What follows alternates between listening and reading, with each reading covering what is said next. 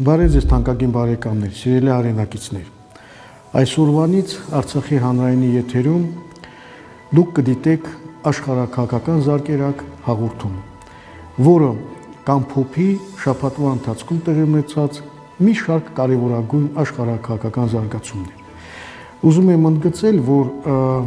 այստեղ հնչեցված բոլոր տեսակետները եւ մոտեցումները հանդիսանում են իմ որպես քաղաքական վերլուծաբանի եւ պատմական գիտությունների դոկտորի կարծիքը եւ որևէ կապ չունի պաշտոնական Ստեփանակերտի պաշտոնական դիրքորոշման հետ։ Վերջի մի քանի օրերին շատ հատկանշական զարգացումներ տեղ ունեցան նաեւ Արցախին վերաբերող, նաեւ Ադրբեջանա-Ղարաբաղյան հակամարտության կարգավորման համատեքստում։ Այսպես Ադրբեջանի նախագահի աշխատակազմը հրավիրել է Ղարաբաղի հայ հասարակության ներկայացուցիչներին այցելել Բաքու եւ քննարկել ուրեմն վերինտեգրման կամ ինտեգրման հարցեր։ Բնական է այսպիսի հրավերը ճակերտներում ստացել է համապատասխան գնահատական Արցախի քաղաքական հասարակական դաշտում եւ մեզ համար նման մոտեցումները ընդունելի չեն։ Ինչի չեն ընդունելի։ Նախ եւ առաջ Արցախը երբեք դեմ չի եղել բանակցային գործընթացի վերսկսմանը, բայց գոյություն ունի կարգ, գոյություն ունի ձևաչափ։ Եթե մենք ուզում ենք իսկապես լիարժեք բանակցային գործընթացը վերականգնվի, պետք է Բաքուն եւ Ստեփանակերտը հավասարի հետ բանակցեն։ Իսկ ինչ է նշանակում Ղարաբաղի հայ հասարակության ներկայացուցիչների։ Ովքեր են այդ հայ հասարակության ներկայացուցիչները։ Ընդ որում Ղարաբաղը Ադրբեջանը իհարկե համարում է որպես իր տարածքը։ Պարզ է, որ այսպիսի հրավերները երբևիցե մենք չպետք է ընդունենք, ընդհանրապես սկզբունքային պետք է լինենք, պահպանենք միշտ մեր սկզբունքայնությունը եւ հավաստիացնում եմ ձեզ, սկզբունքայնության պահպանումը ունենում է իր դրական արդյունքները աշխարհաքաղաքական գործընթացներում։ Վերջի մի քանի օրերին այդ նույն հրավերի գրեթե նույն ժամանակահատվածում Ադրբեջանի նախագահականի կարևոր կարկառուն դեմքերից մեկը Հաջիևը հայտարարել է, որ Ղարաբաղի հայ ազգաբնակչության անվտանգության եւ իրավունքների հարցերը գտնվում են բացարձակապես Ադրբեջանի իրավասության ներքո եւ որ այդ հարցերը Ադրբեջանը որևէ մեկի հետ չի քննարկելու, այդ թվում նաեւ Հայաստան, այդպես էլ ասում են, պետության հետ, նշելով, որ չկա գոյություն չունի Ղարաբաղյան հիմնախնդիր եւ ամեն ինչ պետք է կարգավորվի Ադրբեջանի սահմանադրության ներքո։ Մենք պետք է շարունակենք համառորեն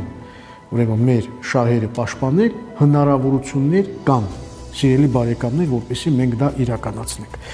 Ասեմ, որ շատ տարօրինակ հայտարարություններ է արել վերջերս Եվրոմիության հատուկ ներկայացուցիչը Հարավային Կովկասում եւ Վրաստանի ճգնաժամերի գծով Տոյվո Կլարը։ Նա հայտարարել է, որ հայ ազգաբնակչության, Ղարաբաղի հայ ազգաբնակչության եւ Բաքվի միջև երկխոսությունը պետք է շարունակվի։ Լավ, հարց է ծագում, պարոն Կլար, դուք այցելել եք Ադրբեջան, հանդիպել եք Իլհամ Ալիևի հետ, այդ թվում նաեւ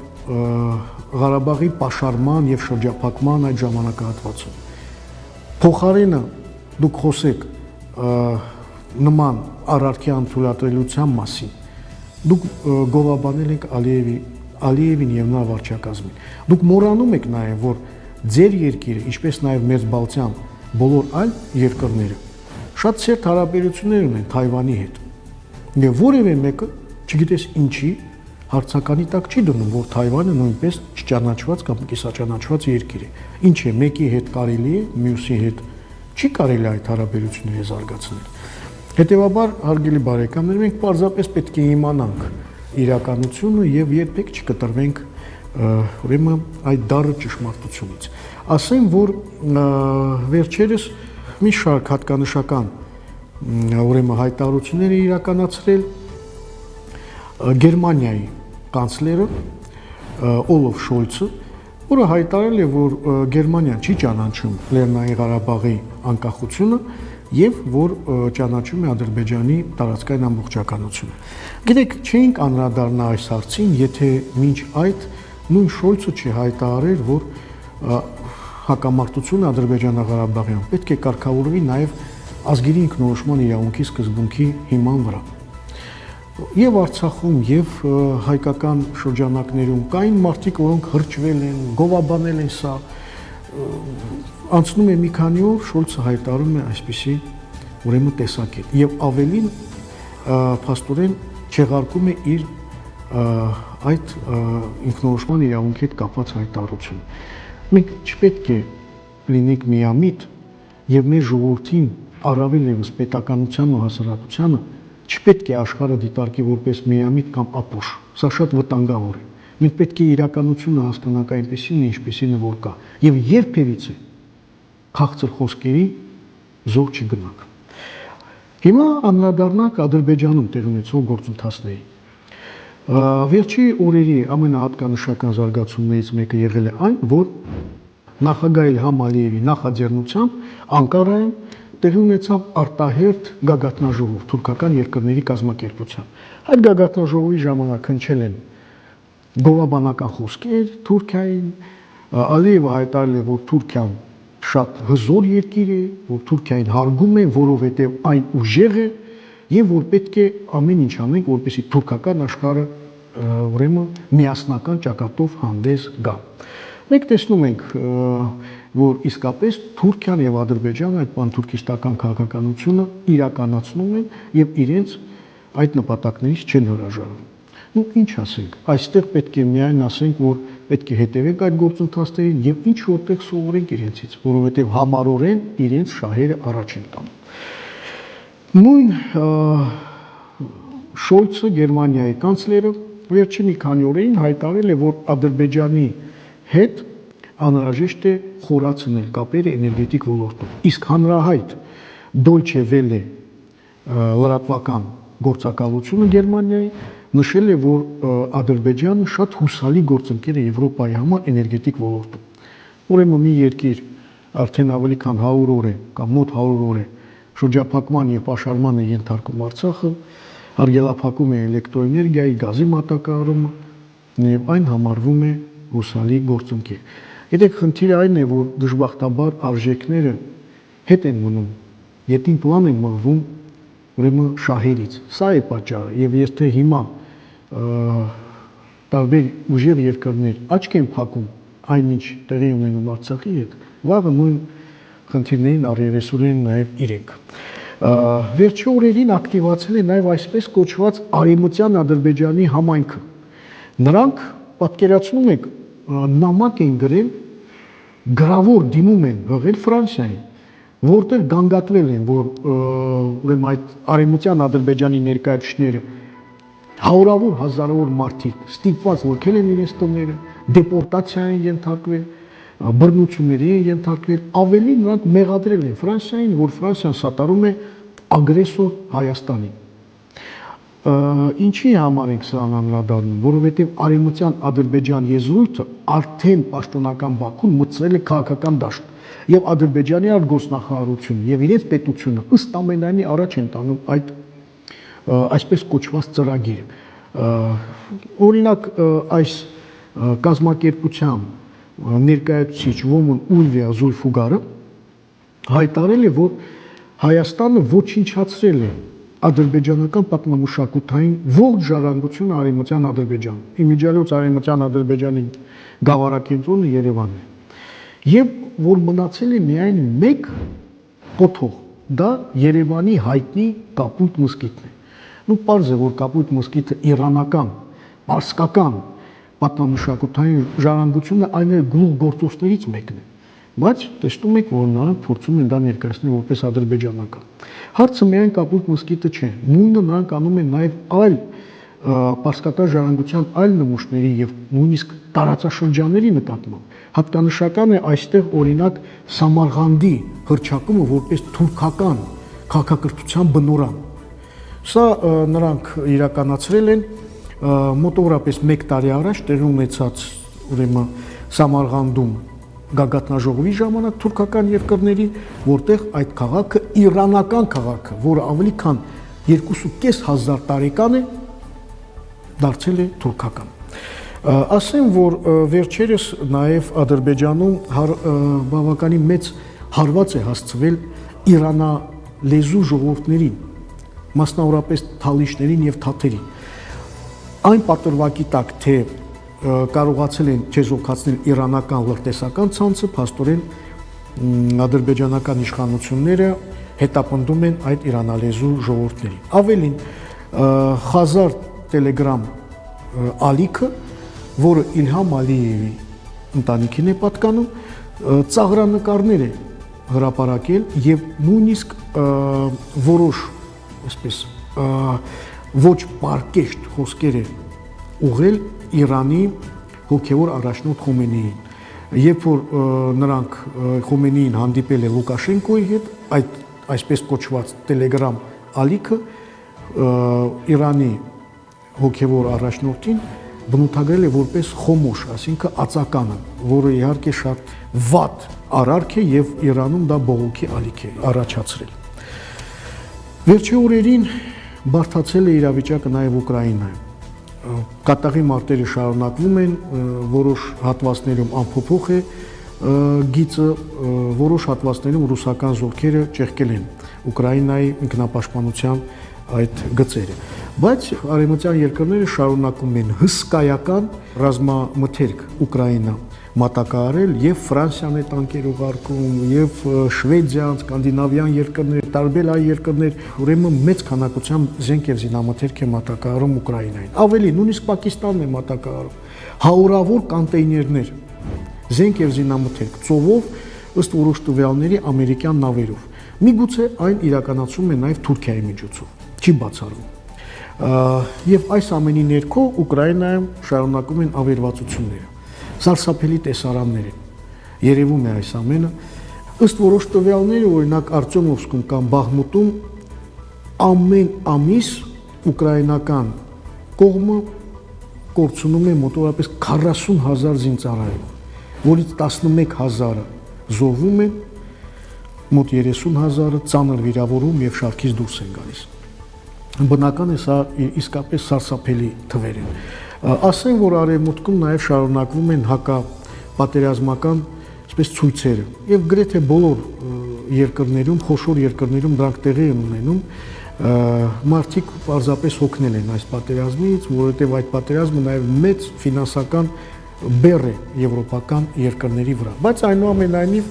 ինչպես ասվում է, քաղաքականությունը, աշխարհաքաղաքականությունը առավել եւս։ Վերջին մի քանի օրերին կտրուկ սրվել է ռուս-ամերիկյան հարաբերությունները։ Ղրիմի մոտակայքում կործանվել է ԱՄՆ-ի անօդաչու թռչող սարքը, որը շատ արդիական է, MQ-9 Reaper կոչված ուրեմն անօդաչու թռչող սարքն է, ավելի քան $32 միլիոն արժի մեկ հատը, եւ ըստ ամերիկյան կողմի, որը ընդհանուր առմամբ երևի նաև ընդունվել է Ռուսաստանի կողմից, դա տեղի է ունեցել ռուսական Su-27 կործանիչի ուրեմն շատ մոտ թռիչքի պատճառով։ Ասեմ, որ Շոյգուն եւ ԱՄՆ պաշտպանության նախարարը հեռախոսազրույց են ունեցել, ռուսական կողմը ասել է, որ ԱՄՆ-ի անօդաչու թռչող սարքը խախտել է ռուսական օդային տարածքը, եւ սա եւս մեկ անգամ ցույց է տալիս, որ գերտերությունների միջև հարաբերությունները ծայր աստիճան լարված են։ Եվ լարվածության մեկ այլ դրսևորում այն է, որ վերջերս Ռուսաստանի Դաշնության նախագահ Պուտինը հայտարարել է, որ այդ հյուսիսային հոսքեր գազատարերը ոչնչացվել է պետության կողմից, որովհետեւ այլ մարդ, նույնիսկ, չգիտեմ, խումբ մարդկանց խումբ չի կարող նման արարք իրականացնել։ Եվ Պուտինը ուղղել է այսպես ռետորական հարց, իսկ ում է դա ձեռնտում եւ ով կարող է շահագրգռված լինել, նշելով իհարկե մատնանշելով ԱՄՆ-ին եւ նույնիսկ Ռուսաստանում ծաղրանկարներ են դուրս եկել, որտեղ երևում է նախագահ Բայդենը, ով պայթեցնում է այդ գազատարը։ Ասեմ, որ վերջերս նաեւ շատ հետաքրքիր զարգացում էր, Ռուսաստանի նախագահը կոչ է արել արագացնել Դաղստան, Ադրբեջան, Իրան տրանսպորտային միջանցքի կառուցումը։ Իհարկե սա Ադրբեջանի համար է շատ այսպես ձեռնտու լինելու, բայց մյուս կողմից այն նաև ստեղծվելու է փոխկապակցություն Ադրբեջան, Իրան, Ռուսաստան։ Եվ միգուցե սա ինչ որտեղ զսպի Ադրբեջանի ագրեսիան։ Չնայած եթե Ադրբեջանը շարունակի նույն ոճով իր քաղաքականությունը, ռուսական եւ իրանական կողմը հայտարարել են, որ կարող են դիտարկել ուրեմն այլընտրանքային ճանապարհ Կասպից ծովի հենց մեջտեղով։ Սա էլ է հետաքրքիր զարգացում։ Ասեմ, որ շատ հետաքրքիր քաղաքականություն էր վարում վերջի շաբաթվա ընթացքում Իրանի Իսլամական Հանրապետությունը։ Այսպես նա հարաբերություն բարելավում է, մի գործընթաց է բարելավման սկսել, օրինակ Ուզբեկստանի հետ Իրանի ճանապարհների եւ քաղաքաշինության նախարարը հանդիպել է Ուզբեկստանի արտգործնախարարի հետ, տրանսպորտի նախարարի հետ եւ տարբեր այսպես ծրագրեր են քննարկել, այսպես Ուզբեկստանը կարող է դառնալ Չաբախարի պայմանագրի ուրեմն անդամներից մեկը։ Այս պայմանագիրը 2018 թվականին կնքվել է Իրանի, Հնդկաստանի եւ Աֆղանստանի միջև, որով ուրեմն ապրանքաշրջանառություն պետք է տեղ ունենա իրանական Չաբախար նավահանգստի միջոցով։ Շատ հետաքրքիր նախաձեռնություն է, մասնա միանում է նաեւ ուրեմն Ուզբեկստանը։ Իրանը նաև ակտիվ քաղաքականություն է վարել Օմանի հետ։ Օմանը ընդհանրապես հետաքրքիր երկիր է, ժամանակին կայսրություն է եղել, տնտեսական, ինչպես նաև ծովային, եւ նրանք էլ նույնպես Իրանի ուրեմն փոխարգործնախարարը այցել է Մասկատ, մայրաքաղաք Օմանի, եւ այնտեղ լավ հարաբերություններ, ուրեմն հանդիպումներ եւ հարաբերությունների խորացման հարցեր քննարկել։ Իրանում էր նաև Թեհրանում էր նաև նախագահ Լուկաշենկոն Բելարուսի, ով հանդիպեց եւ ուրեմն Ռաիսիի հետ Իրանի նախագահի եւ Այետոլլահ Խոմեյնիի հետ քննարկվել են երկու երկրների հարաբերությունների խորացումը, բայց ամենահետաքրքիր զարգացումը երևի դարակազմի կարելի է համարել Իրանի եւ Սաուդյան Արաբիայի հարաբերությունների բարելավումը։ 7 տարի նրանց միջև չի եղել դիվանագիտական հարաբերություն եւ հիմա նրանք եկել են ընդհանուր հայտարարի։ Ասեմ, որ փաստորեն այս բարելավման հիմնական այսպես ջաթագովը եղել է Չինաստանի Ժողովրդական Հանրապետությունը եւ հենց Չինաստանի միջնորդությամբ են նրանք հարաբերությունները բարելավել։ Ասեմ, որ նման զարգացումը պայթուն է եղել արևմուտքում եւ շատ ու շատ մարդիկ հայտարարել են, որ սա նոր դարաշրջան է, սա հետ ամերիկյան դարաշրջան է Պարսից ծոցի երկրներում, որ վերջանում է ամերիկյան գերիշխանությունը Պարսից ծոցում։ Այսպես հայտնի ամերիկացի դիվանագետ, նախկին խորհրդական ազգային անվտանգության գծով Բոլտոնը